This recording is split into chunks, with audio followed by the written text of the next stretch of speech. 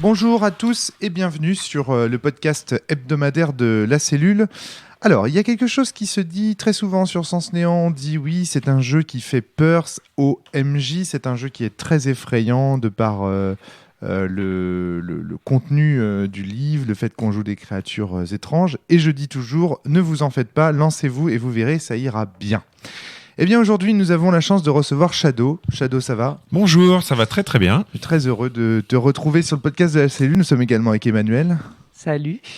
Et Shadow, tu viens... Alors, nous serons également rejoints en cours de podcast par Maxime, qui pour l'instant est retenu dans les embouteillages, puisque nous sommes... J'aime bien dire ça, ça fait très grand studio. Donc, il va arriver d'une minute à l'autre, bien entendu. Et donc... Radio France est difficile d'accès avec les travaux en ce moment. C'est exactement ça. Et donc, toi, Shadow, tu viens avec une bonne nouvelle. Tu viens pour me dire qu'en gros, j'ai raison, quoi. Voilà. Merci, c'était... Fin du podcast. À la prochaine. Alors, qu'est-ce qui s'est passé ? Alors, je viens pas pour te dire que tu as raison, même si dans les faits, voilà ce qui se dira, mais pour rassurer les MJ, en fait. Ouais. C'est essentiellement ça. J'ai tenu des propos la dernière saison disant qu'effectivement Néant m'effrayait un petit peu. J'étais pas sûr de pouvoir le maîtriser correctement. Enfin voilà, la lecture du livre, je ne savais pas trop comment aborder les choses. Et puis en préparant les parties, en jouant, les choses vont se décanter un petit peu. Alors justement, toi, Emmanuel, Néant, c'est justement l'un des tomes qui te fait le plus peur également. Ouais, moi j'ai commencé une campagne, donc elle est une campagne. Je suis encore sur du Néant papillon et je pense que je vais faire durer très très longtemps parce que c'est vrai que l'abord de la campagne me fait un petit peu flipper. D'accord. Alors qu'est-ce qui te fait peur ? Est-ce que tu as identifié les différents problèmes ? Alors, déjà, les problèmes avec lesquels je me bats maintenant et qui me faisaient peur bien avant, c'est évidemment la richesse de l'univers et le basculement du paradigme. Donc, c'est pas évident à appréhender pour les joueurs. Alors, j'ai eu du bol, c'est une de mes craintes aussi. Mes joueurs l'ont vraiment accepté. Et, le changement de paradigme. Ouais. Et pour le moment, on trouve que c'est quelque chose de très riche et ça leur plaît. Donc, c'est déjà une chose. Ouais. Mais avant d'y être, on peut pas être sûr que ça va. Ouais. Enfin, j'étais tu pas penses sûr que ça fonctionne. En fait, ce que tu dis là, c'est tu penses qu'on arnaque un petit peu les gens entre guillemets sur la marchandise. C'est-à-dire qu'on leur promet un jeu de SF post-apocalyptique, voilà, et on se retrouve d'un seul coup dans un espèce d'univers proche du médiéval fantastique ou au moins du médiéval onirique. Et du coup, ça peut éventuellement faire peur. Ah, voilà, Maxime, les embouteillages parisiens se sont décantés. Ça roule sur le périph', Maxime ? Ça, c'est fluide. C'est énorme. Ah, Maxime, putain. T'as un putain de niveau. Alors, donc, on parlait justement de la peur que peuvent ressentir certains sur l'aspect game change. C'est-à-dire le côté, on était dans un univers de space opéra, de post-apocalyptique futuriste, et on se retrouve d'un seul coup dans un univers médiéval fantastique. Est-ce que toi, lorsque tu as lu Sens Néant, Maxime, ça a pesé, ça a joué, est-ce que ça t'a fait peur ? Tu t'es dit, mes joueurs, ça va pas leur plaire, ou ce genre de choses ? Non, je me suis pas dit les joueurs, ça va pas leur plaire. Je me suis dit, ça va être un gros changement, et il va falloir trouver des techniques pour faire la transition en douceur. D'accord. Honnêtement, à la première, en fait, je l'ai pas lu en premier, je l'ai joué. Et à la lecture, j'étais surtout saturé par toutes les infos. Je me suis demandé comment je vais organiser ça. Et du coup, j'ai écouté beaucoup les podcasts. J'ai discuté avec pas mal de MJ en off. Donc, n'hésitez pas à faire ça, ça marche bien. Pour découvrir des techniques qui me permettront de faire transiter mes joueurs. Mais sinon, j'avais absolument pas peur. Je me disais que ce serait un autre monde pour eux. En plus, Mort commençait à leur taper dessus sévèrement. Et à la fin, on sent que ça devient presque trop. C'est là, au bout d'un moment, ils disent... Franchement, on peut vraiment tomber plus bas là. Ils ont besoin de ce moment de souffler. Mais en termes de jeu, les personnages, mes joueurs en tout cas étaient persuadés que leurs personnages n'avaient pas encore l'esprit pour souffler. Il a fallu vraiment un moment de transition pour se dire ok, c'est bon, on a le droit aux vacances. Parce qu'eux, ils étaient là dans l'esprit, on doit sauver Séléné, qu'est-ce qu'on fout là Et l'argument qui fait tout, c'est quand Classis leur dit non mais ici le temps est suspendu, on peut faire ce qu'on veut, rien n'aura changé. Ouais. Là, ça commence à... Ok. D'accord, mais il faut quelques clashs au début. Il y avait un mème comme ça sur Sens, posté par Jérôme, qui disait, ou je crois que c'était Morgane d'ailleurs qui l'avait trouvé, ce mème, possède des pouvoirs fabuleux et organise des camps de vacances, tu sais, à propos de la recréation. Et en parlant de classisme, justement. Alors, Shadow, qu'est-ce qui te faisait peur ? Est-ce qu'on peut revenir là-dessus ? Alors, je vais répéter un petit peu ce que disent mes camarades. Effectivement, beaucoup d'informations.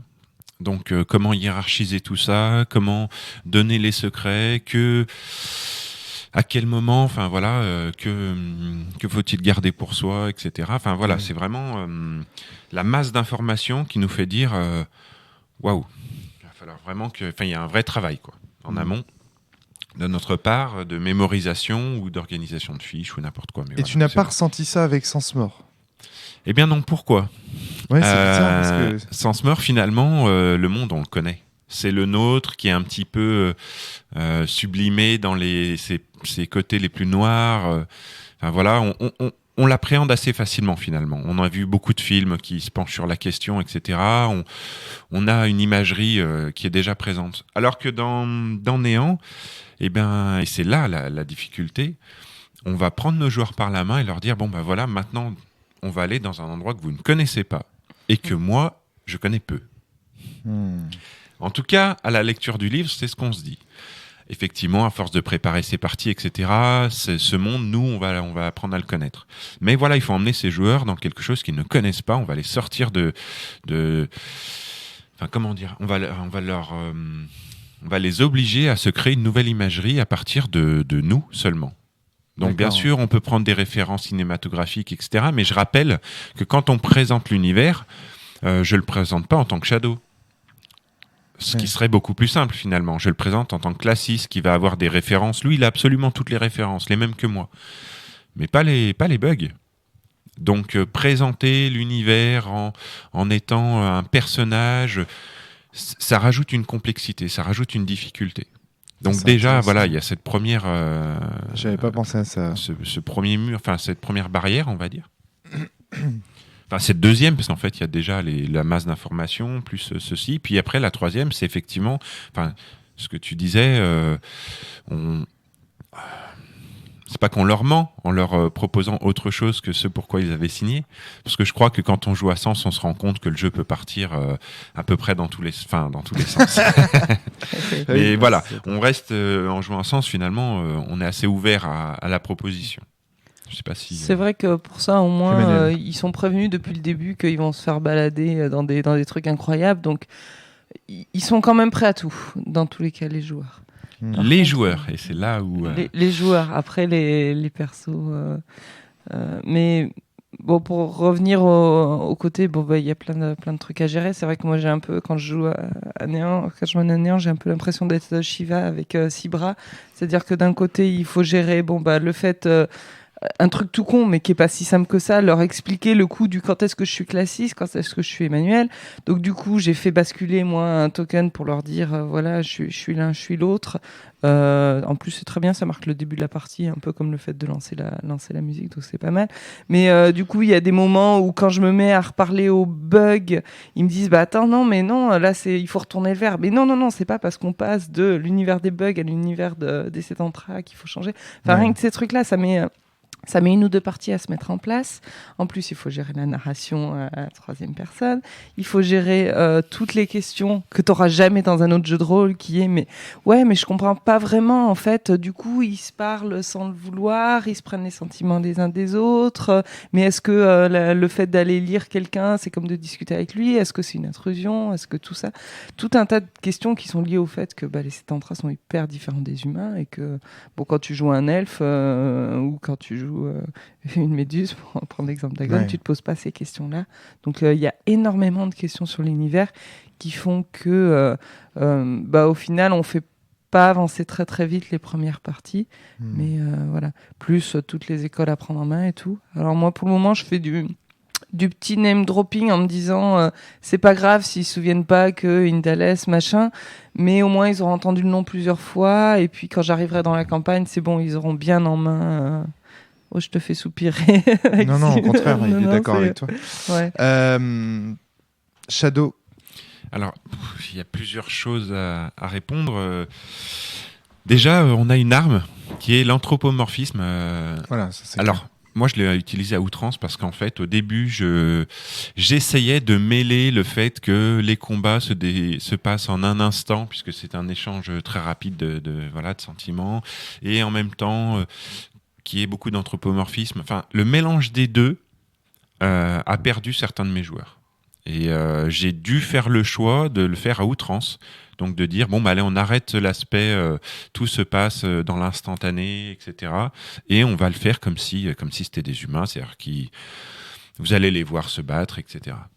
C'est un peu malheureux, mais ça a sauvé ma partie. Enfin, ça a sauvé mes parties, en tout cas. Maxime. Ouais, moi, je fais exact. En fait, j'ai même pas essayé de faire le coup de l'instantané. Ils étaient déjà tellement perturbés, mes joueurs, par tout ce qui se passe à côté, que juste dire les combats, ils sont monstrueusement épiques. Mais ça, enfin, je leur ai dit à moi, oui, en fait, c'est plus des sentiments que. Et mes joueurs, j'ai bien vu à leur regard que c'était genre, mais attends, j'ai pris ma hache, je l'ai tabassé ou pas? Enfin, Voilà, pas ma c'est hache, ça, c'était. Est-ce que j'ai vraiment pris mon. Alors, il y en a un, c'était quoi? C'était est-ce que j'ai vraiment transformé mon myriadien en arc pour lui balancer Fury dans la gueule? Ou est-ce que je l'ai pas fait? J'ai dit, non, vas-y, non, c'est cool, vous l'avez fait. Enfin, métaphoriquement, vous l'avez fait. Alors là, tu as utilisé un gros mot. Voilà. Puis tu peux même leur répondre, mais en fait, excuse-moi, mais c'est pas vraiment un arc que t'as, c'est une représentation. Voilà. Et là, c'est fini parce Là. que du coup, j'ai un arc, j'ai pas un arc, j'ai bougé, j'ai pas bougé. Est-ce qu'on m'a vu, est-ce qu'on m'a pas vu? Enfin, Ouais, tu laisses tomber, juste ça se passe comme ça et c'est cool, c'est onirique, on fait YOLO. Et... mes joueurs m'ont très bien résumé la chose en me disant j'ai l'impression de vivre dans un fait de cellule permanent dans Sens Néant. Ah oui, mais Et c'est très intelligent. Enfin, c'est exactement ça. et je dis bah c'est nickel, si c'est ça, Si c'est c'est ça. nickel. C'est exactement ça. Et du coup, en effet, il faut au moins une ou deux parties pour s'y mettre. Et il y a toujours au moins un joueur par table pour qui ça bug. oui, c'est ça. C'est vraiment un joueur par table. Enfin, c'était le cas aussi pour ma table. Je sais pas après. Pas forcément, il y en a qui sont plus actifs que d'autres et d'autres qui se laissent plus porter. Mais non, en fait, j'ai l'impression que j'ai réussi à embarquer tout le monde sur le truc. Ouais. Après, c'est vrai que moi, par rapport à cette question pour les combats, il y a même un moment où ils m'ont dit, mais est-ce que des fois ils se frappent physiquement, quoi? Parce que moi, justement, je suis partie dans l'extrême de leur dire, bah oui, mais effectivement, tu peux faire une atteinte physique, mais ça fera pas avancer le schmilblick, quoi. Donc, C'est juste qu'ils n'ont pas la distinction physique et mentale. C'est-à-dire, en fait, pour eux, tout est mental ou tout est physique. En un sens. Mais il n'y a pas cette distinction. Et donc, du coup, oui, ils ont des contacts physiques, mais ils sont mentaux. D'après, ça veut dire. En fait, c'est ça. Ce qui perd, c'est que nous, dans la réalité, dans notre monde, on a deux niveaux. On a un niveau physique et un niveau mental. Et puis en plus, si on prend le cas du jeu de rôle, le niveau mental, il sert souvent à faire de la magie. Donc du coup, on a une vision de la magie comme étant le mental qui se réalise dans le physique. Et donc du coup, le mental qui se physicalise, si j'ose dire, qui devient physique. Et donc la télékinésie, c'est ça. C'est-à-dire que je pense que cet objet bouge et il se met à bouger. Là, ici, on a des créatures qui ne sont que dans le mental ou que dans le physique, mais en tout cas qui n'ont pas de niveau. Et c'est ça qui perd en fait les joueurs au départ. C'est une métaphysique qui n'est pas du tout naturelle. Il y a un moment où, moi, ils me l'ont reposé la question plusieurs fois, c'est qu'est-ce qui se passe si je prends un objet et que je le casse, pas que je le brise, que je le casse. Que je le casse Donc, si je résume, Maxime, tu voulais ajouter quelque chose? Juste, je voulais savoir si tu avais fait des scénars solo pour commencer avec tes joueurs. Alors, j'ai un problème par rapport à ça, c'est que je suis à 1 heure de route de mes joueurs, donc je ne suis pas partie sur les scénars solo. J'ai fait quelques séances Skype pour la création des personnages, mais j'ai horreur du RP par Skype, donc voilà, là pour le coup c'était vraiment purement technique, quoi. C'était là pour le coup c'est technique, mais je sais que ça m'aurait aidé. Parce que moi, ça m'aurait beaucoup aidé. C'est ce qui a révélé les problèmes, quoi. Quand j'ai fait la première séance où Classis raconte l'univers, ça a été très long, très dur pour les joueurs parce que c'était épuisant. J'ai bien vu à leur cerveau, à la fin ils étaient là, oh putain, qu'est-ce qui se passe? On a juste commencé la création de perso. Et après, je les ai chacun pris l'un après l'autre plus tard dans la semaine pour un petit scénar solo. On a terminé le perso, on a fait une première scénar solo qui a duré 1 heure, mais c'était parfait parce que j'ai été hyper surpris par les joueurs qui ont tout de suite adopté le système. Il y en a direct, ils ont commencé à forger comme des oufs, faire de la lecture sentimentale, ils ont commencé à surkiffer, à se lier à tout le monde. Et il y en a un, qui est étrangement, maintenant, a posteriori, l'un de mes joueurs les plus créatifs à la table. Au début, il était là. J'ai commencé à lui faire une plage qui lui parle et une tortue qui essaie juste de rejoindre son amour dans l'eau. Il était là. Il m'a arrêté. Il a dit classique. Je comprends. Blue screen. Qu'est-ce que je peux faire? Je comprends pas. Quoi? Il me parle. Comment ça, il me parle? Il m'envoie des sentiments. Enfin, bref, voilà, complètement BSOD. Et, BSOD, ça veut dire quoi? Blue screen of death. Blue screen of death. Et du coup, bam, il a bugué. Donc avec Classis, on a tout de suite repris une demi-heure, 3/4 d'heure pour y aller doucement. C'est beau. C'est beau. Mais bien sûr. Et ça c'est ouf, quoi, parce que ça fait que le joueur, ça l'a tellement débloqué d'avoir pris ce temps, d'avoir montré le fait qu'il n'avait pas compris, juste en privé, juste nous deux. Il m'a montré qu'il n'avait pas compris, que sinon, et s'il n'avait pas fait ça, il aurait passé la campagne derrière, je pense, à être en mode je comprends rien à ce qui se passe. Je vais juste faire un petit résumé, je te passe la parole. Voilà, c'est ce que j'allais faire. Ce qu'on a dit, c'est. En fait, finalement, les craintes que vous avez, ce sont les craintes que tout maître de jeu a devant un nouveau jeu de rôle. C'est-à-dire, en fait, est-ce que ce jeu de rôle va plaire à mes joueurs? Sauf que là, il y a une contrainte supplémentaire, c'est que quand on présente un nouveau jeu de rôle à ses joueurs, on a toujours le choix de refuser. Alors là, comme la campagne est commencée depuis très longtemps par rapport à Sens, on sent que ça va être difficile pour les joueurs de refuser de jouer à Sens néant. Vous voyez où je veux en venir? Donc on présente un nouveau jeu avec l'obligation de plaire. Et alors là, du coup, on se retrouve confronté à tous les problèmes que vous avez évoqués tout à l'heure. Problèmes liés à l'univers, à l'assimilation de toutes les nouvelles données, etc. L'avantage du solo, pour rebondir sur ce que disait Maxime, c'est qu'en fait, ça permet une énorme liberté. Or, quand on découvre un nouveau monde, on est comme un nouveau-né découvrant un monde nouveau. Et les nouveau-nés, les premières choses qu'ils font, c'est d'abord d'apprendre à service de leur propre corps, de leurs propres membres, et ensuite de jouer avec le monde pour en comprendre les limites, la physique, etc. L'avantage du scénar solo, c'est que comme on est seul à jouer, on a une liberté qui est immense. Quand on est avec un groupe de joueurs, comme on sait, la liberté des uns s'arrête là où celle des autres commence, donc du coup on se heurte aussi à la liberté des autres. Donc l'avantage de commencer sans néant par un solo, c'est qu'on a beaucoup plus de liberté, donc beaucoup plus de choses que l'on peut éprouver, et ce faisant, beaucoup plus de choses que l'on apprend. Donc voilà, je pense que tout ça s'explique de cette manière-là. Voilà un petit résumé. Shadow. Alors donc en réponse à ceux qui auraient un petit peu peur du coup du Mantis, etc., je propose de peut-être laisser une partie un petit peu dans le flou, parce que finalement, même si c'est compliqué, ça m'a servi pour la suite, pour qu'ils comprennent mieux quand même l'univers. Mais voilà, l'anthropomorphisme n'est pas là pour rien, il ne faut pas avoir peur de trancher à un moment ou un autre. Tout à fait. Et puis, les scénars solo, c'est aussi quelque chose qui me faisait peur, parce que même si c'est fortement conseillé dans Mort, et voilà, moi j'avais beaucoup de mal à en faire. Voilà, c'est pas mon truc d'être en face d'un seul joueur et puis de faire du RP, etc. Pourtant, dans Néant, j'ai senti un petit peu ce besoin. Donc pour chaque création de personnage, bien sûr, j'ai présenté l'univers à tous mes joueurs, mais après, même pour les écoles, etc., j'ai présenté qu'à un seul joueur. Déjà, ça l'oblige à écouter, à bien cerner son école, à bien comprendre comment on prend en main son personnage. Et puis après, le scénario solo, je ne l'ai pas fait en mode RP, vas-y, on est dans l'univers et on se déplace. Non, c'est vraiment en mode didacticiel. On prend les rituels et puis je te fais un scénario qui va prendre chaque rituel, qui va t'obliger à regarder ta feuille et à dire, bon, bah voilà, pour m'en sortir, du coup, je vais prendre ce rituel-là. Et même certains, en fait, j'explique les premiers. 2, 3, 4 premiers, et puis après je n'explique plus rien, je le laisse devant sa fiche, et il va être force de proposition en me disant, bah, est-ce que je peux pas utiliser celui-là? Et voilà, et en fait il va prendre en main l'univers. Donc vraiment, moi je le vois, ce premier scénario, comme un didacticiel pour chaque joueur. Voilà comment je l'ai fait. Du coup on a fait peu de RP, mais on a fait une vraie prise en main de l'univers. Ouais, puis c'est tellement cool de découvrir les rituels comme ça. Je suis entièrement d'accord, et même en tant que MJ, si le joueur il le voit pas, tu peux l'orienter avec un classique qui dit juste peut-être que le golem aurait pu utiliser un rituel de lecture sentimentale. Exactement. Et il mit plusieurs temps avant de comprendre qu'il devait utiliser le rituel de lecture sentimentale. Ce genre de choses. Lorsqu'il en usa. Et au début, tu fais ça, et là, il fait ah, d'accord. Il se rend compte de comme ça, il a sa petite scène, il se rend compte de à quoi sert chaque rituel. Et d'ailleurs, après, c'est freestyle, quoi. C'est ouais. Pardon. Pour provoquer le premier échange avec les joueurs, parce que c'est bien de faire ce petit scénario perso de chacun dans son coin, mais après on reprend la table, on reprend tout le monde, et soit on part direct dans une histoire, voilà. Enfin bon, bref, moi j'ai préféré créer un premier échange avec mes joueurs sur l'univers. Donc j'ai pris Azilis, enfin Azilis est venu chercher le golem à la fin de ce petit didacticiel, l'a emmené dans ses jardins et lui a proposé de forger son premier être. Au départ une flaque de boue, de lui donner un premier lien, de faire un premier myriadien évoluer.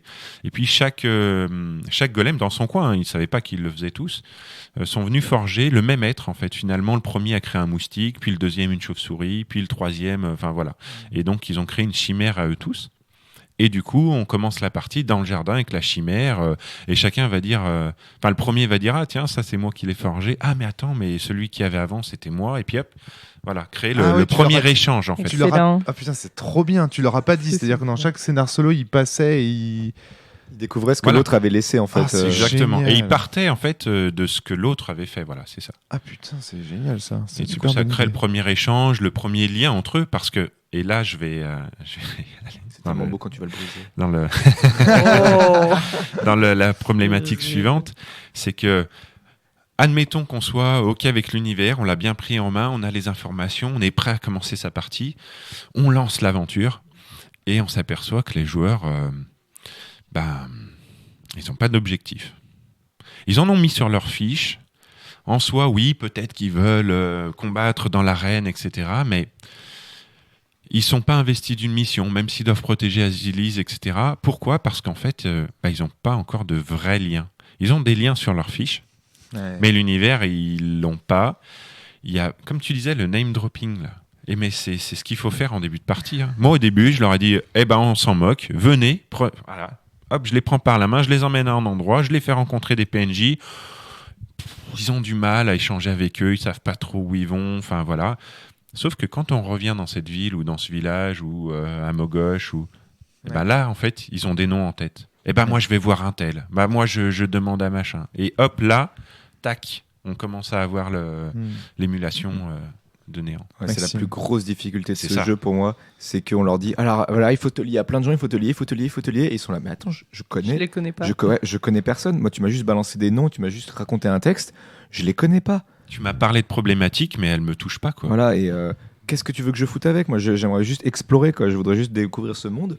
Et tu me demandes de me lier à tout le monde, genre, wow, doucement. Et ça, rien qu'à la création de la fiche de perso, il y en a, ils bug. Hein. Qu'est-ce que je peux mettre comme lien ? Je vois pas, quoi. Je connais personne dans ce monde, je sais pas ce qui... C'est pour ça que moi, je commence toujours par faire à mes joueurs une lecture quasiment totale de leur école de foi. Leur dire, voilà, il y a tel maître héritant, ton Outrima, c'est un tel. C'est très laborieux, c'est très long, ça va prendre une bonne heure de lecture ou de discussion, on va dire, plutôt de discussion. Mais au moins, comme ça, il a des noms, il se dit, ah ouais, je trouve que ce personnage-là, il est classe. Allez, tiens, je me lie à lui, c'est mon maître, j'ai appris la lire auprès de lui, j'ai appris ceci auprès de lui. Je pense à ça parce que le dernier perso que j'ai créé, c'était un perso de l'air. Voilà, c'est vachement important qu'il ait au moins son école de foi en tête, et justement lorsqu'il va arriver au royaume d'Azilis, il aura cette sensation qu'il ne connaît que son école et qu'il n'a jamais connu que son école. Et donc, il a la sensation de découvrir depuis le point de vue de son école les éléments. Par contre, je suis d'accord avec vous que par rapport à Mogosh, la ville de Mogosh, il leur faut très très rapidement un scénar pour se faire des attaches à Mogosh et comprendre, bah oui, on est gardien depuis longtemps et on connaît tout le monde, etc. Ça, je suis d'accord. Pour moi, faire des scènes avec Azilis comme tu l'as fait, c'est optimal. Parce que pour moi, leur lien à Mogosh, c'est Pulsar, Savannah et Azilis. Oui. Et ils quittent pas le palais. Oui, et moi, tous mes joueurs, c'est tout le temps, je prends son Azilis. Certains, ça va être dans l'ombre, certains, ça va être en allant entretenir le jardin. La forêt aussi, visiter la forêt, c'est intéressant. Et chacun se trouve très vite son rôle et il se complaît dedans. C'est-à-dire que pour eux, j'ai envie de jouer, quoi. Voilà, ils sont pas là pour. Ça y est, j'ai envie de jouer. C'est terrible. Et non, ils sont clairement pas là pour s'amuser à Mogosh, quoi, et pour tisser des liens. Pour moi, à Mogosh, ils sont investis d'une mission. Et du coup, le fait qu'ils soient investis de cette mission très vite, ça fait que les scénars, les missions, ils les acceptent. C'est genre, on doit protéger Azilis, bah nickel, ok, on y va. Si c'est pour aider Azilis, on est chaud. Manu, tu voulais ajouter des choses ? Moi, j'ai quand même pris le temps. Alors, pour des raisons très, très nombreuses et variées, j'ai eu beaucoup de temps entre le moment où je leur ai présenté la prémisse de l'univers, c'est-à-dire vraiment la toute fin de mort, et puis le moment où on a vraiment commencé à jouer. Et donc, je leur ai passé pas mal de trucs par forum sur écrit en disant « Faites pas de choix pour le moment, mais regardez ce qui vous plaît ». Donc, je leur ai fait des descriptions environ tout ce qui était un peu litigieux, les descriptions des écoles, pas tous les maîtres, parce que je voulais pas justement en lâcher trop à l'ensemble des joueurs, mais pour qu'ils puissent avant ça se faire quand même une idée des différentes écoles, des différentes esthétiques et choisir aussi par rapport à ça. Je pense que ça les a pas mal aidés quand même d'avoir un truc écrit auquel se référer pendant 3 mois. 6. Shadow. Alors, pour ce qui est de la description des écoles, j'ai décrit sommairement toutes les écoles à tous mes joueurs. Ouais. Pour qu'ils puissent faire un premier choix. Un choix, voilà, ouais, au moins expliquer ce. Enfin, voilà, Alors moi, ce que je fais, c'est que je commence juste par les quoi. sentiments en général. Je commence juste Oui, par les tout à sentiments. fait. Ouais. Mais toi, t'as oui, fait c'est toutes les essentiellement ça. descriptions. Non, j'ai pas fait les descriptions physiques. On parle bien effectivement Des sentiments. un C'est petit peu important. d'une politique, voilà, de chaque école, mais sans rentrer dans les détails. Et ensuite, On est quand les d'accord. joueurs ont eu choisi, hop, scénar solo, je te présente toute l'école, les maîtres héritants, l'Utrima, en ellipsant certaines choses parce qu'il faut faire attention tout de même. Et de là, en fait, mon idée profonde, c'était de dire, tu vois, l'école du feu, il n'y a que toi qui vas la connaître. Donc, à un moment, quand on en parlera, tu auras 2 solutions. Soit tu vas te rappeler de tout ça, et puis c'est toi qui en parleras aux autres bugs, aux autres sétentras. Donc voilà, ça va créer de l'échange, avoir l'impression aussi d'appartenir à quelque chose. Soit tu devras vider la petite coupelle de Classis et dire mais Classis, je le connais pas lui. Enfin voilà, il y a aussi.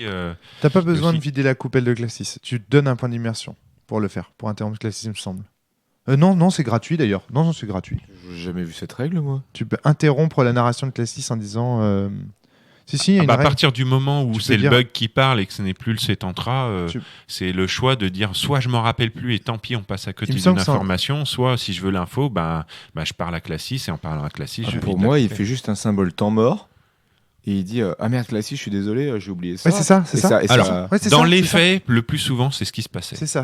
Ouais, Maxime. ouais, mais La règle officielle, c'est celle que tu. il n'y a, Maxime vient de pas de rappeler. punition pour moi. Il y a C'est pas de justement punition. Classis, il dit attends, c'est la première Non, fois il que n'y a je prends pas le de jeu. punition. Je sais pourquoi tu Ouh. penses. T'avais pas joué avec moi avant. Si, tout à Si, fait. parce que au cours Et- des playtests, on avait playtesté une version du jeu dans laquelle on perdait un point d'immersion pour interrompre Classis. C'est ça. Et donc du coup, t'avais dû Comment retenir. Ah, ça, c'est voilà, pas dans le vider bouquin la officiel. C'est pas dans le bouquin officiel. Non. Alors juste un point par rapport à tout ce que tu disais et puis peut-être c'est que moi j'avais prévu le jeu comme étant extrêmement incitant vraiment les joueurs à la créativité de ce point de vue-là. C'est-à-dire qu'en fait, ce que je voulais, c'est que les joueurs, alors qu'ils sont en train de faire leur roleplay, de parler par rapport à l'école du feu, ils disent, mais c'est vrai, j'aurais dû le mettre dans la base, ça. Ils inventent des choses sur l'école du feu. Tu vois, ils inventent des personnages, ils inventent des lieux, ils inventent des méthodes de transport, etc. Et que le maître de jeu, il note, il dit, ok, puisqu'il a l'autorité sur l'école, puisque c'est lui qui en vient, c'est bon, quoi, je mets tout ça. Par contre, chaque fois qu'il le fait, il doit mettre des liens par rapport à ça sur sa fiche. Tu vois, c'est-à-dire que s'il dit j'ai connu un sétentrien à l'école de feu qui adorait la Ségapante et qui s'appelait par exemple Fournaise, tac, il note lien à Fournaise, machin truc. S'il s'en souvient, c'est qu'a priori il a un lien avec. Donc du coup, moi mon idée c'était ça, c'était de favoriser la création. D'où d'ailleurs un principe dont on n'a pas parlé dans ce podcast mais qui est très important pour ça, c'est les points d'expérience que l'on se répartit en cours de jeu. Tout à fait. Tu as 12 specs que tu vas pouvoir répartir au cours du jeu. Donc si à un moment donné tu dis tiens, ce serait cool que je connaisse un tel ou ce serait cool que je sois lié à un tel, hop, je dépense mon petit point d'expérience, je me fais un lien à 1 avec Fournaise, c'est pas grand chose, et hop, je me souviens que Fournaise c'est un mec qui vend de la Ségapante, etc. Donc en fait, on a presque, j'ai pas envie de dire de la narration partagée parce que c'est vraiment pas ça sens, mais on a des espèces de dynamique de création comme ça d'univers par les personnages. Et le jeu te propose de faire ça à tel point que lorsque tu as un PNJ qui est lié à toi au-delà d'un certain seuil, on considère même que le joueur peut le jouer, que le golem lui-même peut le jouer. Ça donne Quand t'es apprivoisé. quand t'es apprivoisé, exactement. Par exemple, on avait une scène comme ça dans un scénar où Flavie avait été emprisonnée par certains méchants. Bon, je ne dirais pas qui parce que peut-être que je vous la ferai la campagne. Et elle ne pouvait plus jouer du coup puisqu'elle était emprisonnée. Mais du coup, elle jouait par l'intermédiaire de son arme qui, elle, était restée avec les PJ. Ça, c'est super, quoi. Ça permet de faire des scènes sympas. Après, dans la base, il me semble que c'est bien écrit que quand les deux personnes sont dans la même scène, il faut pas que les joueurs puissent le faire. Sinon, ça donne trop de dialogue avec soi-même. Parce qu'on l'avait testé avec Karim. Une fois, Karim avait fait un personnage qui disposait d'une couronne qui s'appelait Oberon, d'ailleurs, la couronne, je crois bien, et avec laquelle il parlait. Et en fait, c'est chiant parce que du coup, il fait jouer sa couronne, il fait jouer son personnage. On savait plus qui parlait. Parfois, il parlait tout seul. Enfin, et puis même les PJ préfèrent quand c'est toi qui les interprètes. Moi, je leur dis, vous me dites s'il y a un problème dans mon interprétation, mais c'est moi qui l'interprète quand vous êtes ensemble. Quoi. Ouais, sinon, il ressemble à MJ de Sens qui parle tout seul, qui a plein de voix de personnages. Or, il y a déjà un MJ de Sens, donc voilà. Shadow, donc, par rapport à ça, voilà, moi, je voulais que ça invite à la créativité, le fait qu'ils soient justement les seuls à maîtriser leur école. D'accord, je n'avais pas vu la création de cette façon, et du coup, dans les faits, quand on échange comme ça, on a toujours envie de revenir en arrière et dire si seulement j'avais. Non, parce que faire ça. Toutes les méthodes sont bonnes. Tout à fait. Voilà. Oui, bon, ça s'est bien passé. Et justement, ça s'est bien passé. Tant qu'on respecte les règles. C'est-à-dire que j'avais peur et finalement, les joueurs. Alors, j'ai été obligé. Je vais revenir sur le fait d'avoir peur de maîtriser Sens ou d'avoir une appréhension, en tout cas. J'ai été obligé, en tant que classiste, de dire aux bugs ne vous inquiétez pas. Les choses vont se mettre en place, vous verrez, laissez couler. Aussi parce que les joueurs jouent leurs bugs en se disant ouais, moi j'ai un petit peu, mon bug a un petit peu de mal à rentrer dans l'univers. Donc Classis est obligé d'avoir ce discours-là, de les rassurer, de leur dire vous verrez, tout prendra un sens, etc. Mais aussi en tant que MJ, par rapport à mes propres joueurs, de leur dire laissez couler. Ça va venir. Pour l'instant, l'univers, vous le découvrez et quand vous l'aurez découvert, on verra ce qui va se passer. Ça a été important, ça, en fait. J'ai pas pu laisser le jeu couler tout seul. Il a fallu prendre un petit peu de temps pour leur dire, d'accord, pour les rassurer. Alors après, je suis peut-être le seul, mais ah non. Tout le monde, en fait, je crois. Qu'il aura fallu du temps. de quoi, pardon Non, mais même en dehors des parties, devoir dire à mes joueurs vous en faites pas, même si pour l'instant c'est un peu difficile, ça viendra. En fait, me justifier régulièrement en dehors des parties, quoi. Vraiment, j'étais obligé. Oui, je suis entièrement d'accord. Non, il faut. C'est normal. Il y a toujours des joueurs pour qui c'est un peu chaud au début et il faut leur dire no stress, ça va venir. Alors après. Dans ces cas-là, il faut jamais oublier, on l'a déjà dit plusieurs fois dans les podcasts de Sens Néant, mais si vous pouvez le faire, prenez le temps pour Néant. N'essayez pas de faire des marathons Sens Néant, en tout cas pas dès le début. Je veux dire, vous pourrez pas en un week-end, ça me paraît horrible en un week-end de leur montrer l'univers, créer les persos, faire les scénars et avancer dans l'histoire super vite. Ouais. On le sait, Morgane, on a déjà fait un podcast là-dessus, Morgane elle a dû le faire et ça a fait que les joueurs n'ont pas eu ce temps d'adaptation nécessaire pour rentrer dans l'univers. Et il y en a, ça s'est transformé non pas en juste j'ai du mal, mais en rejet. Parce qu'on essaie de les forcer à rentrer dedans et d'aller très vite dans l'histoire. Et ça peut créer un phénomène de rejet, c'est comme une mauvaise greffe. Et du coup, il faut y aller doucement, il faut laisser le temps au temps, il faut papillonner. Donc n'oubliez pas que c'est pas parce qu'il y a quelques scénars dans la base qu'il faut les faire. Genre, avant même le scénar 1, vous pouvez faire une vingtaine, une centaine de scénars sans papillon. Après le scénar 1 dans la base, avant le scénar 2, donc vous pouvez encore en faire des dizaines. Prenez le temps, quoi.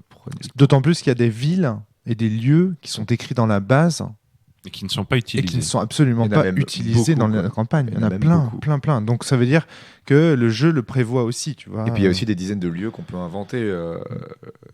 Faut se lâcher, quoi. Le monde, il est gigantesque. Faut s'imaginer. Moi, je m'imagine que les Sétantras, des fois, il y a juste des villages avec 4 Sétantras, 10 myriadiens. C'est ça. Et voilà, ça fait un village qui est en guerre avec le village d'à côté, en plein milieu d'une forêt. Et j'ai envie de jouer, putain. C'est terrible. Donc tu dis, Manu, tu voulais intervenir? Non, pas forcément. Tu disais, Shadow, justement, ça s'est bien passé. Alors, qu'est-ce qui s'est passé? Alors, je vais imager ça par... tu parlais de marathon. En fait, au début, j'ai fait le choix de faire des scénarios assez linéaires pour leur faire découvrir l'univers. Et je suis allé assez vite. Finalement, les intrigues étaient des prétextes à se promener, à découvrir les premiers lieux. Voilà. C'était l'idée. Donc, on est allé assez vite. Après, on a pris le temps.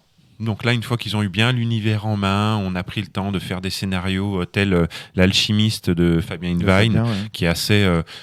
qui permet de vraiment se rendre compte de la profondeur de l'univers. Il rend les Mais choses sérieuses, avant ça, il faut quand même se balader un petit peu à plusieurs endroits pour comprendre un petit peu ce scénario-là.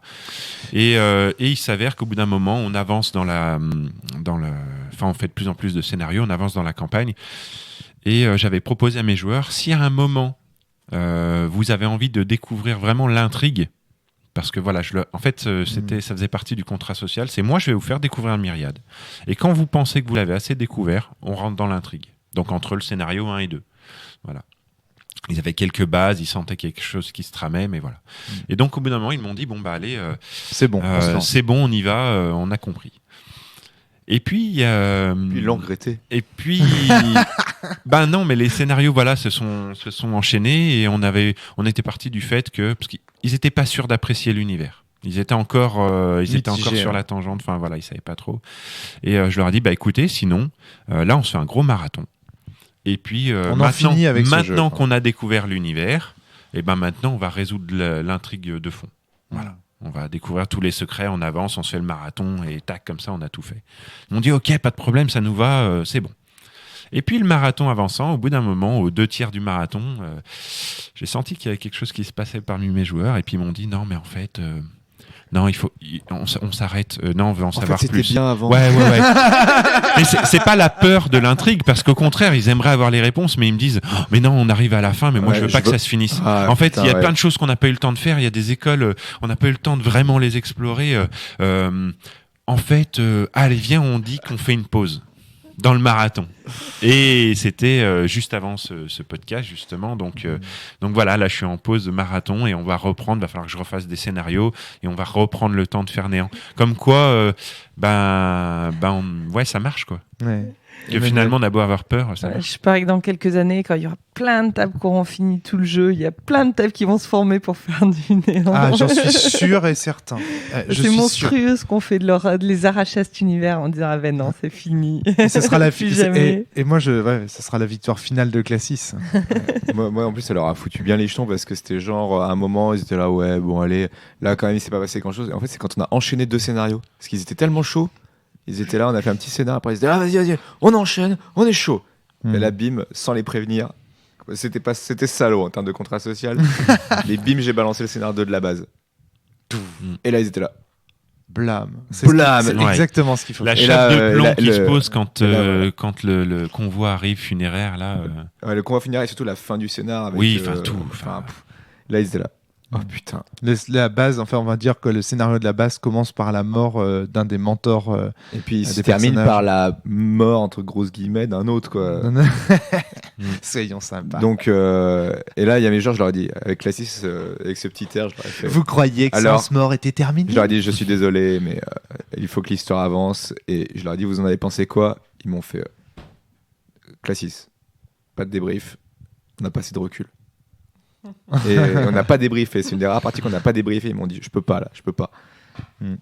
Tu sens arriver le lien aussi dans ce premier scénar avec l'autre sens, en fait. Exactement, c'est là où j'allais faire cette transition là, c'est qu'en fait les joueurs se sont vraiment appropriés l'univers et se sont vraiment sentis liés à tout ça quand la métaphysique de Sens vient se mêler à l'univers de Myriade.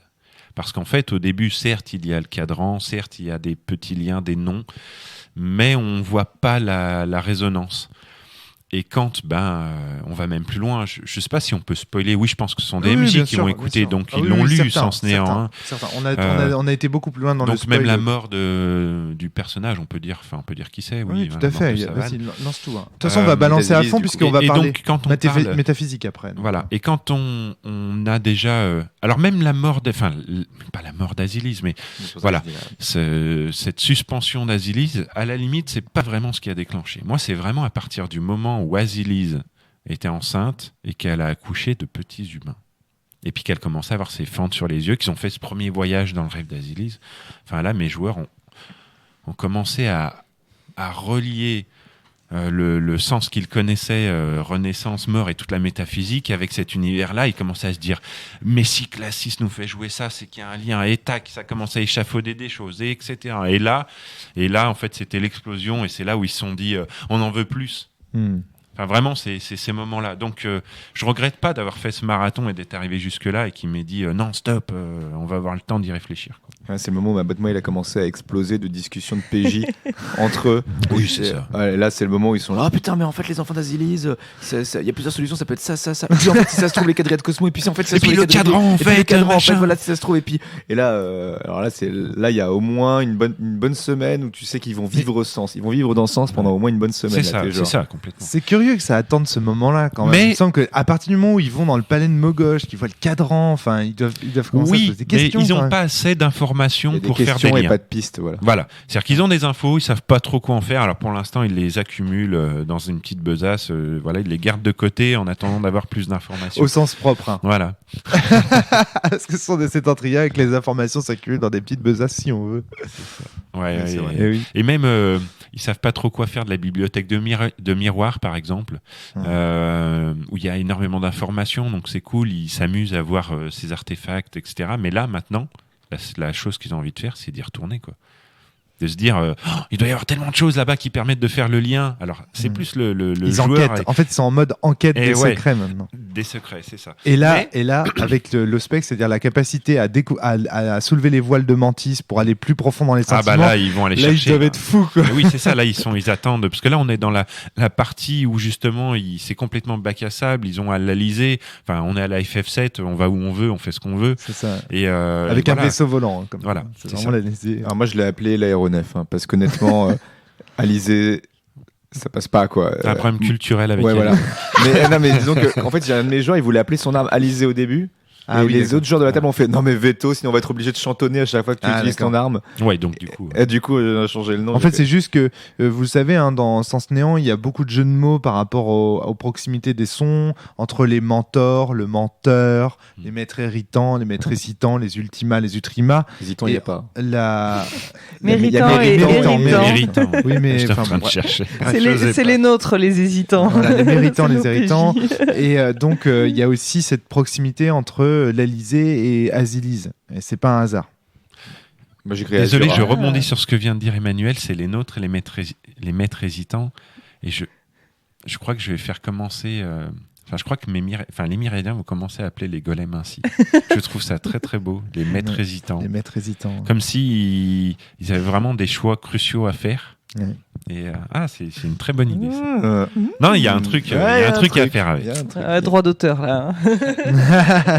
Ah, par contre, ouais, petite question. Désolé, juste comme du ça. coup, j'ai coupé. J'aurais pu la poser en off. Je suis désolé, ça n'a peut-être rien à faire dans le podcast, mais vous en mettez combien des enfants d'Azilis, vous? Est-ce que vous en mettez une Et pléthore? justement, on en a parlé. Ils sont, Ouais. et c'est bien noté dans la base, ils sont innombrables. Ah. Moi, Il n'y en a pas peu ou beaucoup. Moi, j'en ai mis Ils le nombre sont de PJ. innombrables. Moi, j'en ai mis le nombre de PJ. Non.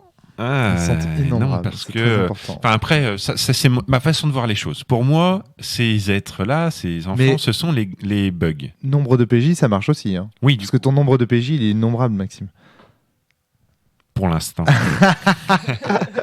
Juste pour Sauf que dire si que- tu dis ça. Mais c'est trop perturbant pour les gens. Ouais. Moi, dire innombrable, ça les aurait sortis de l'image, ça les aurait sortis du jeu, je le Mais sais. non, mais Ah non, non, mais- mais non, au De contraire. toute façon, moi, j'en ai fait une multitude. Parce que c'est un choix que j'ai fait dans le sens. Moi, je leur ai dit innombrables, mais ils sont non. Enfin. Quand à chaque Ah, fois, c'est j'ai jamais hyper dit important. autre chose qu'innombrable, mais je faisais des gestes. Je faisais c'est pardon, hyper important. des situations où ils avaient l'impression qu'il y en avait beaucoup quand même, mais sans trop savoir combien, mais beaucoup. Parce que je pense que là, c'est un choix. Soit tu estimes que c'est ta table, voilà. Soit tu estimes que c'est tous les joueurs potentiels que tu auras, puisque ce sont les bugs. Soit en fait, c'est tous les PJ de toutes les tables. Moi, je suis parti plutôt de ce point de vue-là.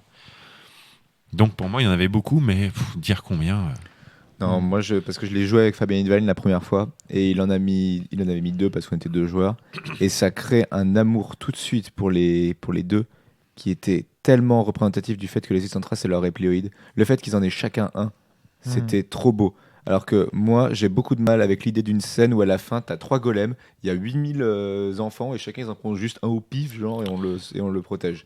Moi, j'aime trop l'idée qu'il y ait eu Mais pourquoi en prendre qu'un? Et Parce pourquoi que tu ne peux pas un donner... Setantras, c'est une armure, c'est pas, il peut pas en protéger 8000 pour moi.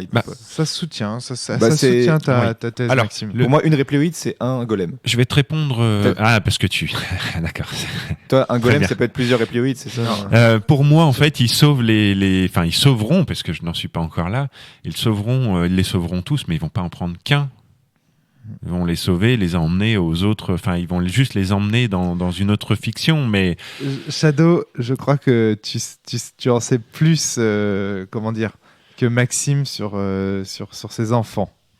Ah, Bah oui. Moi, je sais qu'il y a deux Parce que possibilités. toi, tu as fait le playtest avec moi et je pense que j'ai dû vous faire la fin de la première version de Sens Néant. d'accord. Donc, bon, On je apprend- vais pas, du coup... Mais non, mais on peut le dire, sinon c'est dégueulasse, on va pas le cacher. Non, mais non, c'est à Ouais, moi, ouais. ce secret, c'est le mien. Ouais, j'allais dire, vous êtes mignons, quoi. Déjà qu'on n'en sait pas assez Voilà, avec c'est ces ça, bouquins, c'est ça. quoi. Si les podcasts C'est-à-dire, ne servent dans la pas. Non, première mais bien sûr, mais je version- savais attends, pas, en fait. Dans que- dans la première version playtest de Sens Néant, les enfants d'Azilis, ce n'étaient pas les armures, c'était nous, Maxime, Shadow, Emmanuel, Romaric. Donc, du coup, on est innombrables. Oui, les Enfin, enfants d'Alésilies. On est d'accord, mais les golems. Pour moi, les golems, c'est les Ah donc lui, armures. c'est lui. Ok, très bien. Non, pour moi, les golems, par contre, c'est les armures. D'accord. Un golem égale une armure. Oui, on est d'accord Et là-dessus. du coup, un Ah oui. golem protège un enfant. Ah, d'accord, oui, c'est Voilà. le symbole du golem. C'est le qui symbole protège. à la fin du golem qui, à la fin de son Alors, on va prendre le ça, bébé je à te lui rappelle- et va se fondre autour de lui pour devenir sa Tout à fait. répléoïde. quoi. D'accord. Maintenant, je te rappelle qu'il n'y a pas que 4 golems ou 5 golems sur Myriade. Non, il y en a 12, il y en a 18. Il y en a plein. Ils sont aussi innombrables.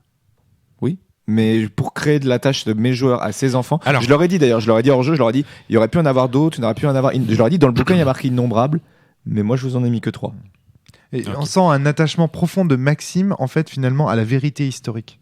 C'est-à-dire, en fait, indirectement, c'est ça que tu nous dis. C'est-à-dire, pour moi, Classis, il raconte l'histoire de quelques golems Voilà. et il la raconte pour les bugs Voilà. qui sont Donc là. pour moi, il y avait d'autres golems, Pour moi, mais il y on avait s'en d'autres fout. golems, il y en avait des milliers. Voilà, il y a peut-être. d'autres golems, mais on s'en fout. Ils m'ont dit, il y en a combien? Je dis, 18, 20, 24, je sais pas trop. Ouais. Je choisis Mais pas les nombres. Classis Je ne choisis pas les nombres au pif, hein. Mm. Mais et je dis, mais on s'en fiche. Eux, on s'en fout. Donc quand il y a quelque chose à faire, vous leur faites ce que vous voulez, mais ça m'intéresse pas. Et les enfants d'Azilis, pour moi, il y en a 3, quoi. C'est parce que c'est beau, quoi. Alors, en concernant l'amour qu'ils leur portent, je conçois tout à fait ce que tu dis. Et dans un autre registre, ils sont très nombreux, ils sont tout petits, ils ont l'air fragiles, ils viennent de naître. Et ces golems-là sont immenses à côté d'eux, ce sont des géants. Ils n'arrivent pas à communiquer avec eux. Pour moi, j'ai fait en sorte que quand ils essayent de parler avec eux, ces êtres ne les perçoivent pas. Ils voient un mouvement de sol qui se fait, un courant d'air, une chaleur. Mais finalement, ils sont dans deux ontologies, enfin pas deux ontologies. Ah, mais complètement, c'est ça, si, différentes. je peux Du le dire. coup, il y a un jeu qui se fait avec eux. On n'arrive pas à communiquer, donc du coup, on va trouver d'autres solutions. Et il y a une sorte d'attachement qui se fait à ces êtres qui semblent tellement fragiles, tellement... ils sont petits. Puis le fait qu'ils soient nombreux, C'est je les quand fais même un les peu... enfants de la princesse. Enfin, Ouais, puis je les fais courir un petit peu de partout. Ils ont l'air un petit peu perdus. Ils se sentent obligés de les rassembler, de les mettre dans l'Alizé, de leur créer un cocon. Enfin, moi, ils m'ont dit, on leur fait une petite source d'eau, on leur fait des petites maisons, enfin, on leur crée Attention à ton une micro. sorte on leur fait une sorte, pardon, je parle beaucoup avec les mains. Et un petit écosystème. Enfin, voilà, ils se lient avec eux d'une autre façon. Effectivement, s'il y en avait eu peu, je pense que ça aurait été différent, mais le fait qu'il y en ait beaucoup a créé une autre forme de protection. Je pense que c'est un choix. c'est un D'amour, choix, de- voilà, Tout à fait. Après, je veux le dire, il fait ne faut qu'il y en pas ait s'arrêter beaucoup- sur l'un ou sur l'autre. Enfin, Non, si, il tout à faut fait. s'arrêter sur l'un ou sur l'autre, mais les deux sont... Faites un choix, quoi. Voilà, les deux sont possibles. Le truc, c'est que ce qu'il faut pas oublier aussi pour bien comprendre l'attachement des golems à ses enfants, c'est que habituellement, les golems ont l'habitude que lorsqu'un myriadien meurt, ils finissent par finir en morceaux. Il finit en morceaux comme c'est le décrit dans le palanquin qui ramène Savane jusqu'à Mogosh. Il est en morceaux, il y a un perroquet, il y a des une cristaux, amphore, il y a une amphore, il y a plein de trucs tableau. en bordel, des souvenirs en fait de Savane, parce qu'il a explosé, ses souvenirs se sont éparpillés dans le palanquin. Et Azilis, c'est un peu pareil. À ce moment-là, si on voulait le traduire de façon septentrionale, on dirait mais elle est morte. Et en fait, tout ça, ce sont les souvenirs. C'est la dernière chose qui nous reste. Il y a un aspect très tragique ces tantras, ces golems qui cherchent à protéger leur princesse, et en fait ils ne savent pas la limite de leur charge. C'est-à-dire qu'en fait on leur a dit vous devez protéger Azilis, mais ils savent pas jusqu'où ça va. Est-ce que ça va jusqu'à protéger le moindre de ses souvenirs? Et puis il y a cette question aussi de protéger. Est-ce que protéger, c'est faire en sorte que la personne ne change pas? Et ça, c'est une problématique dont on parle pas souvent, c'est que la protection d'Azilis implique qu'elle soit une princesse de verre, une princesse de cristal, enfermée, qui ne change jamais, elle a le droit à aucun sentiment, etc. Est-ce que protéger quelqu'un, c'est vouloir qu'il ne lui arrive rien? On a une problématique qui est très proche de celle du monde de Nemo dans le Pixar. Moi, ils ont fait le choix très vite. Pour eux, il faut la protéger, c'était la laisser vivre sa vie, quoi. Moi, ils faisaient tout pour la faire s'échapper de Mogosh en permanence. Ils passaient leur temps à sneaker discrètement, utiliser des golems, des centrales d'ombre et tombe pour eux. C'était évident, quoi. Et puis, surtout, ce qui protège après, c'est plus Azilis, c'est ses enfants. Et là, t'as le joueur qui prend part sur le golem, qui a bien compris que c'était des enfants. Et il transpose ça pour moi en amour, parce que Azilis passe leur temps à dire protéger mes enfants. Ils comprennent pas trop ce qu'elle veut dire, mais du coup, quand ils arrivent, c'est évident, c'est eux les enfants d'Azilis. Et elle est là, leur nouvelle charge. S'ils aimaient Azilis, c'est ses enfants qui protégeront. Et c'est tout, quoi. Pas à se poser la question plus loin. Moi, le protéger mes enfants a soulevé de nombreuses questions. Et je rappelle qu'en fait, Azilis, elle s'évapore, enfin, elle disparaît. Elle s'évapore pas, elle disparaît au moment où la rune d'air est absorbée, donc juste après la naissance des enfants. Enfin, c'est dans la même partie. Et se protéger mes enfants et rester un peu en suspens comme ça, sans avoir plus d'informations. Ils s'aperçoivent que ces petits êtres qui sont nés, on peut dire les enfants d'Azilis, mais je vais utiliser volontairement ces petits êtres, quand ils naissent, ils absorbent ces tantras d'air, et ils commencent à boire myriades, à se nourrir de la terre. Qui sont les enfants qu'on doit protéger ? Et finalement, leur question, c'est quels sont les enfants qu'on doit protéger, quoi. Et eux, pour l'instant, ils les protègent, mais ils ne savent pas qui sont les enfants qu'ils doivent protéger. C'est la question finale de... Enfin, je veux dire, ils se posent cette question-là dès maintenant. Bah oui. C'est la question finale que pose le bouquin. Enfin, c'est la question finale que pose le jeu. C'est-à-dire, et c'est toutes ces problématiques-là qui font qu'ils commencent à se dire « Ah, mais j'en veux plus de néant, quoi. Je veux aller plus loin. » Et dernier point que je voulais aborder avec toi, c'est la peur de la métaphysique du jeu. C'est-à-dire, la dernière fois que tu es venu à Saint-Malo, tu m'as dit vous discutez tous, je me souviens, il y avait Fabien qui était là, il y avait plein de gens qui étaient très très experts, Maxime et Morgane, très experts Jérôme, de la métaphysique, voilà. Jérôme également, qui était Emmanuel et Adrien, oui, tout à fait. Qui étaient très experts de la métaphysique de sens, hein, et Natacha également.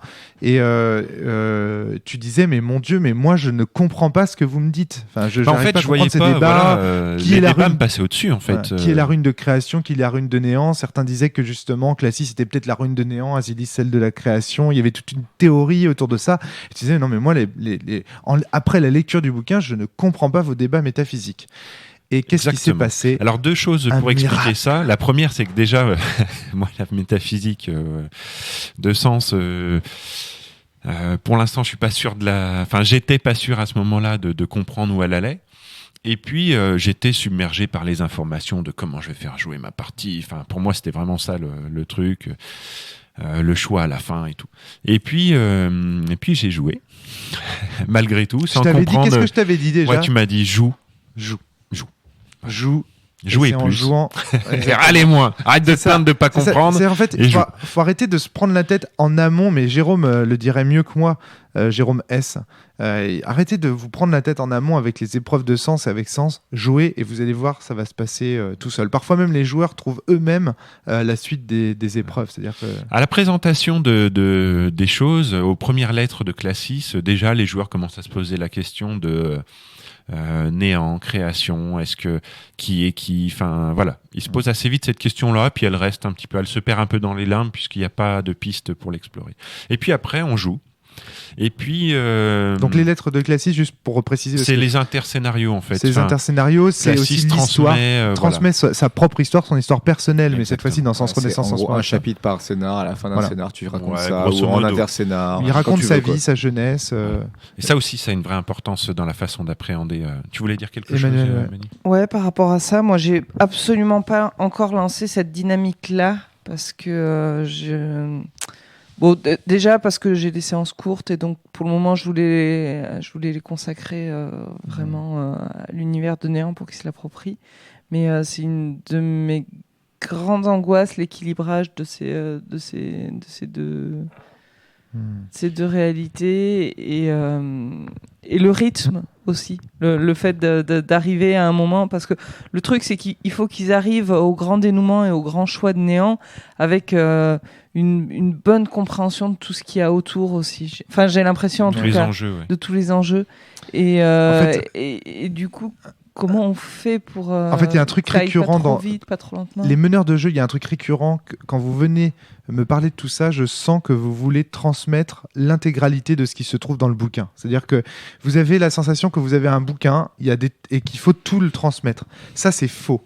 C'est-à-dire que vous, ce que vous devez faire, c'est faire jouer vos joueurs. Ils ne verront peut-être que la face émergée de l'iceberg. Ils ne verront peut-être pas grand-chose, mais ils sentiront le reste. Et c'est ça qui fera que pour eux, Sens sera quelque chose d'extrêmement profond, d'extrêmement fort, d'extrêmement puissant. Il n'est pas nécessaire de tout transmettre. Maxime, tu voulais intervenir là-dessus? Sauf la table de Shadow qui a tout fait, quoi. Les chanceux. Ouais, mais ils ont pris le temps de le faire. Bah, nous, je vais le redire, mais ça fait 5 ans, on joue une fois par semaine. Enfin, voilà. On a le temps de. Et puis je n'aurais peut-être qu'une seule table. Mais bon, bref. Alors par rapport à cette métaphysique. Voilà, cette métaphysique. Alors, on a joué, et moi, j'étais pas sûr de maîtriser tout ça, toute cette métaphysique. J'avais peur de pas réussir à transmettre justement. De te tromper. Voilà, de me tromper, de faire des mauvais choix et tout. Et puis, en lisant le bouquin, moi, j'avais énormément d'informations. Je savais pas trop quoi en faire, etc. Mais pour l'instant, j'avais pas vu. J'avais pas ouvert les yeux encore. Et mes joueurs sont confrontés à des situations et là, du coup, ils échangent. Ils commencent à mettre des pièces les unes à côté des autres, à voir comment elles peuvent s'emboîter, etc. Et puis, moi, je suis extérieur à ça, mais sauf que là, je vois 4 cerveaux, parce que j'ai 4 joueurs, 4 cerveaux en train de fumer et de se dire « Ah là là, attends, on peut faire ci, on peut faire ça, etc.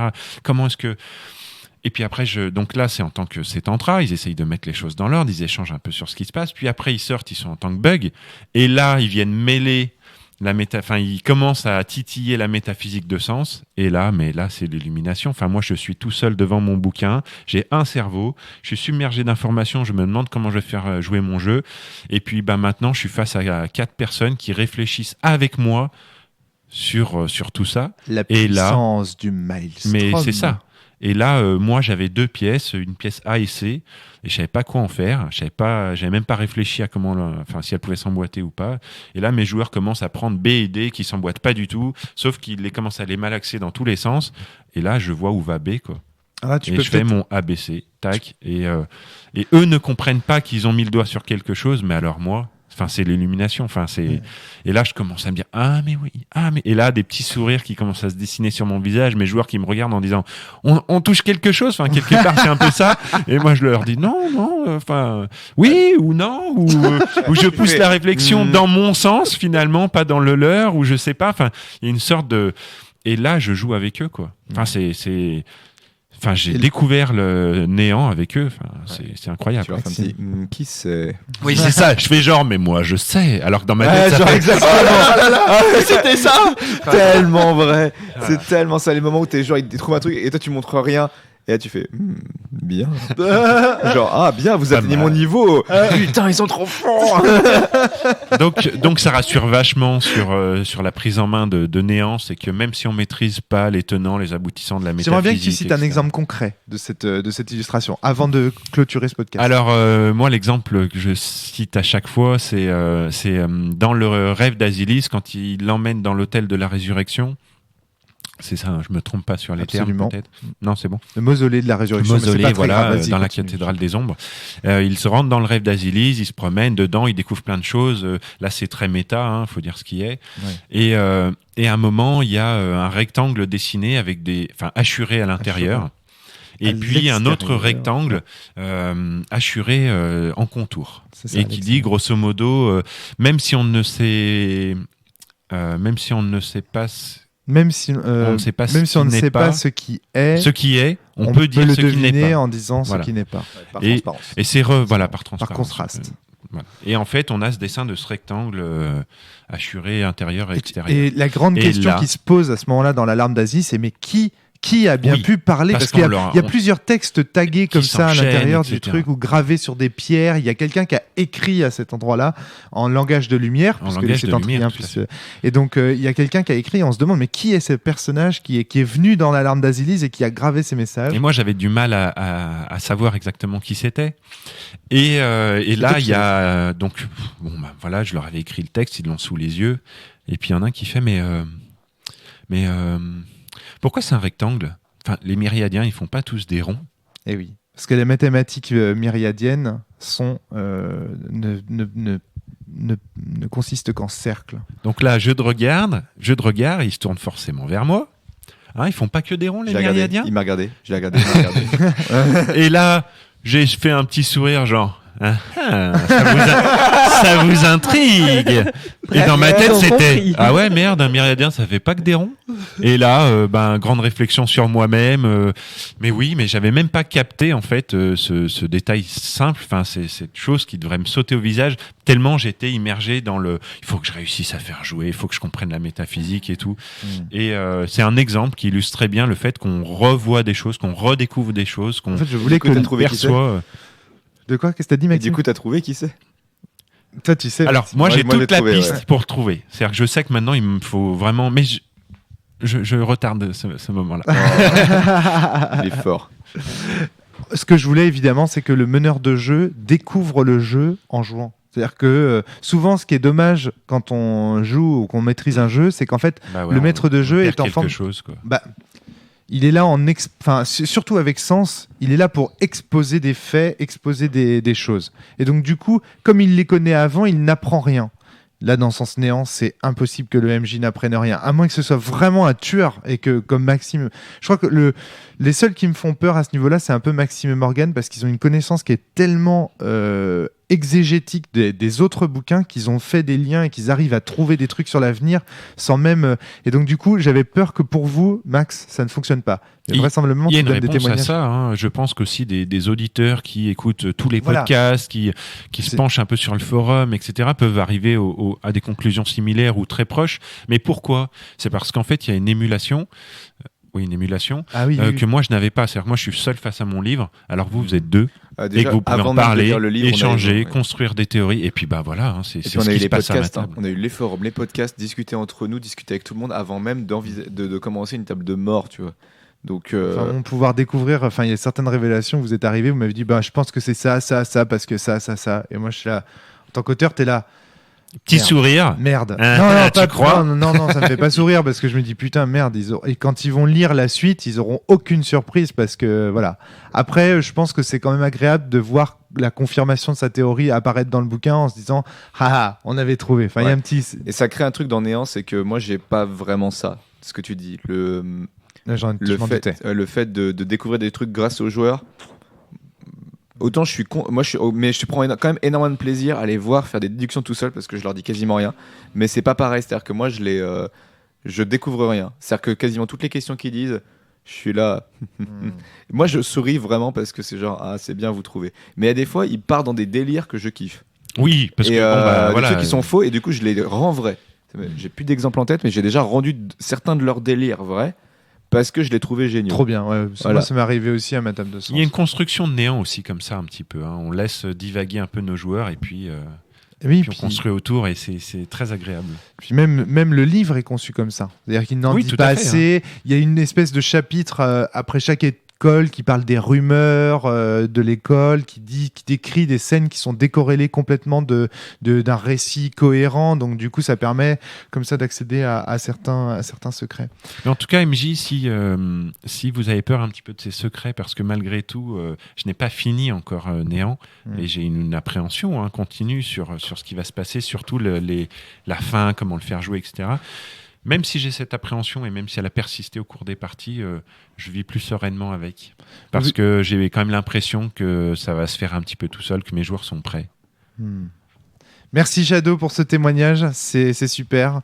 On sent bien toutes les difficultés que tu as réussi à dépasser grâce justement au Maelstrom, c'est-à-dire à la réflexion collective autour des situations possibles de sens néant.